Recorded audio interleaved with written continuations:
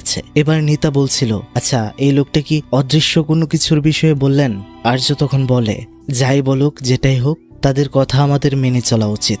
এই বলে তারা পাহাড়ে উঠতে শুরু করে। নিতা দ্রুত করে এগিয়ে যাচ্ছিল আর রাকা পিছন থেকে তাকে নিষেধ করছিল এভাবে না চলতে, কেননা বিপদ হতে পারে। পেছনে আর্য আর ইউনিকে আমরা দেখতে পারছিলাম। ইউনিকে আর্য বলছিল, তুমি যে পাহাড়ে এসেছো তোমার মা কি তা জানেন?